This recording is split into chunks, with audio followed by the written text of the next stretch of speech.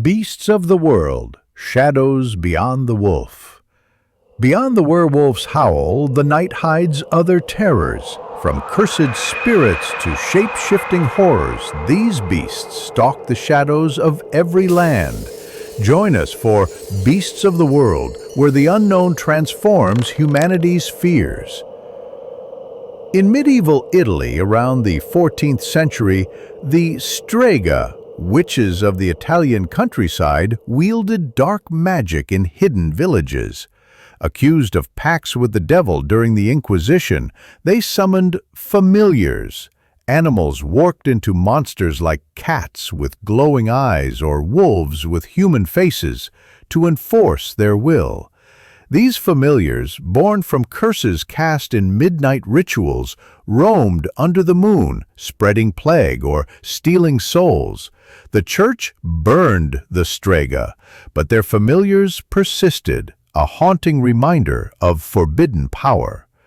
From Italy's cursed villages, the terror drifts to Norway's icy fjords, where the draugr rises from the grave. In Viking-era Norway, around 900 CE, warriors buried with treasures feared grave robbers. The draugr, an undead guardian, emerged from these tombs, their decayed bodies bloated, eyes glowing with rage, guarding gold with unnatural strength. Cursed to roam their barrows, they attacked with icy grips, their howls echoing across fjords. Only a hero, armed with iron or fire, like those in Norse sagas, could slay them, a rare feat. From Norway's frozen dead, we journey to Peru's highlands, where the Pishtako preys on the living. In 16th century Peru, after the Spanish conquest, the Pishtako legend took root. These pale, gaunt figures, said to be colonial outsiders, or cursed natives, lured villagers to extract their fat, using it for wealth or dark rites under a blood-red moon. Armed with knives, they transformed into shadowy predators, leaving victims drained. Shamans crafted amulets to ward them off, a cultural shield against this colonial horror.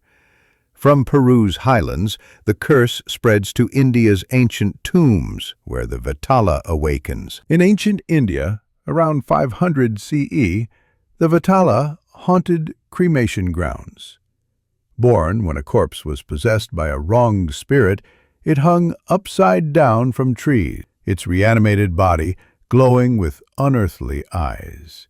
It challenged passers-by with riddles, cursing those who failed, sometimes possessing the living. Only a sage's exorcism, a rare and perilous rite, could banish its ancient malice. From India's restless dead, we travel to Japan's misty mountains, where the Tengu soars. In feudal Japan, around 1200 CE, the Tengu emerged from Shinto lore as birdmen with red faces and long noses. Once mountain priests who angered the kami, they were cursed to shapeshift, their wings carrying them under the moon. They guarded sacred forests, teaching martial arts to worthy warriors, but abducting the arrogant, their cause echoing with judgment. Only respect for nature could appease them.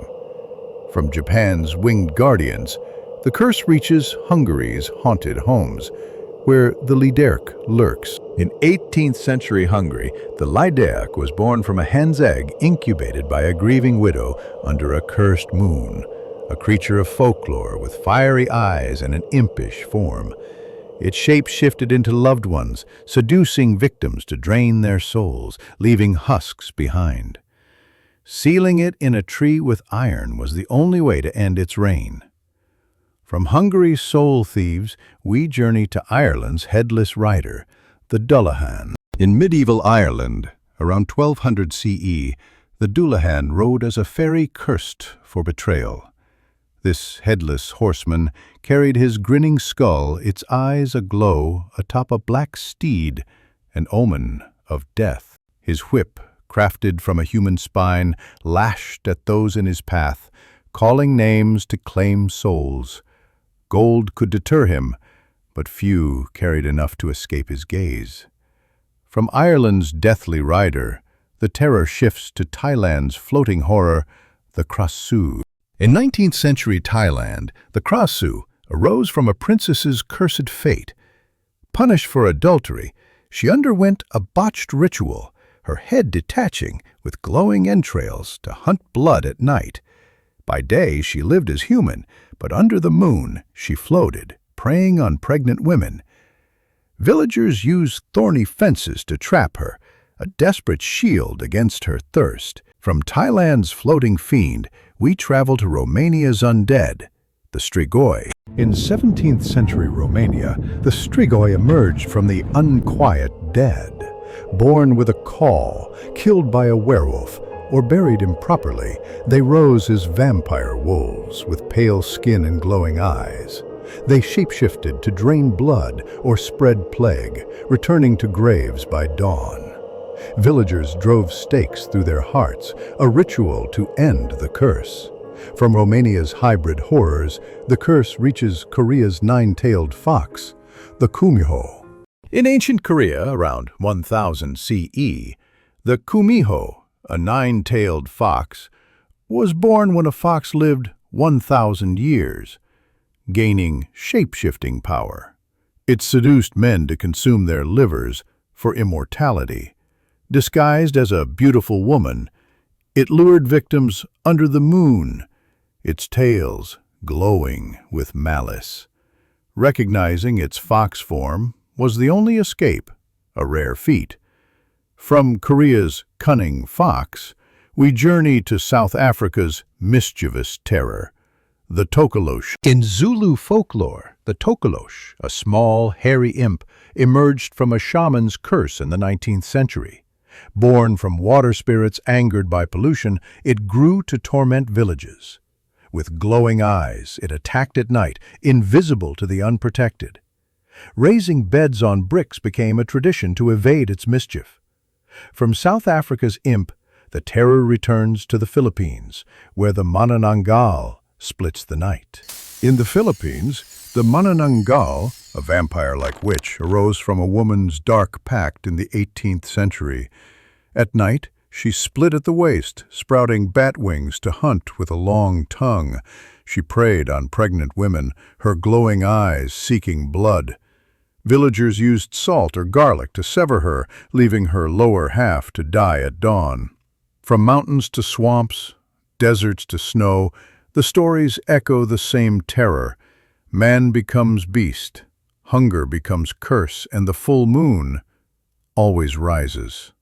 But beyond these shadows, more creatures await, like the tikbalang of the Philippines or Egypt's Amet. Join us next time for Beasts of the World, where the night hides endless horrors. Wherever you are, whatever you believe, the beast is never far behind. Subscribe to Echoes and Entities for more tales from the shadows.